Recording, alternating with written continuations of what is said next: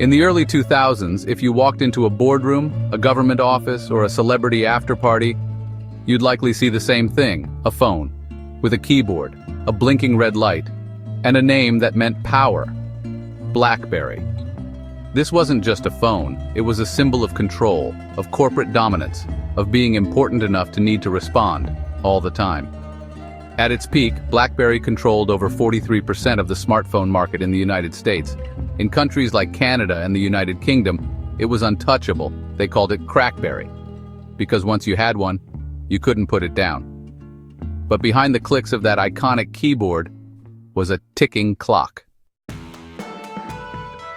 In 1984, in Waterloo, Canada, two engineers, Mike Lazaridis and Douglas Freegan, founded Research in Motion. At first, they built technology no one noticed: modems, pagers, and circuit boards. Until they had one revolutionary idea: a secure push email system in the palm of your hand. By 1999, the first BlackBerry was born, the 850. It didn't even make phone calls, just emails. But in the business world, that was enough to cause a storm. Executives were finally free from their desks. They could email from airports, cabs, golf courses. And BlackBerry became a verb. I'll BlackBerry you. From 2002 to 2008, BlackBerry exploded. They launched phones with voice calls, BBM, that's BlackBerry Messenger, cameras, media, and of course, that full QWERTY keyboard. They had deals with governments. US presidents used it. Fortune 500 CEOs swore by it. At their peak, they had over 80 million users worldwide and a market cap of over $80 billion. But what really made BlackBerry powerful was security. Their encrypted email system was unmatched. It was a fortress in your pocket, until Apple decided to shake the world. In 2007, Steve Jobs walked on stage and changed everything. An iPod, a phone, an internet communicator.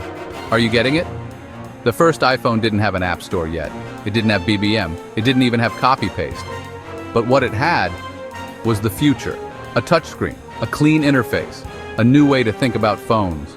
The world was shifting. BlackBerry's founders, especially Mike Lazaridis, laughed. They said, "People want physical keyboards, touchscreens are a fad." And in that moment, BlackBerry made its biggest mistake. They underestimated what they didn't understand. In the years that followed, Apple launched the App Store.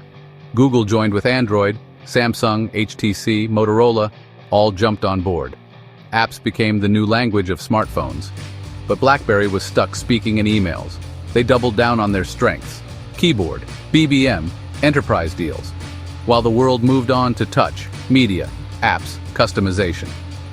By 2011, BlackBerry still had 20% market share. By 2013, less than 5%. By 2016, less than 1%. They tried to fight back BlackBerry Storm, a touchscreen phone with a fake clicking screen, BlackBerry Playbook, a tablet that launched without an email app, BlackBerry 10 OS, an entirely new system, released 5 years too late. Even when they opened BBM to iOS and Android, it was already irrelevant. In 2016, they stopped making phones entirely. They licensed the brand to TCL. The empire had officially fallen. Today, BlackBerry is no longer a smartphone company. They pivoted to cybersecurity and enterprise software. They help protect cars, medical devices, infrastructure. They still exist, quietly, profitably, invisibly. But for most of the world, BlackBerry is a relic, a reminder, a memory. BlackBerry didn't fail because of bad products. They failed because of greatness blinding vision. They were so sure they were right that they forgot to listen. They believed in security, but forgot about simplicity. They believed in email, but ignored entertainment. They believed in what worked until it didn't.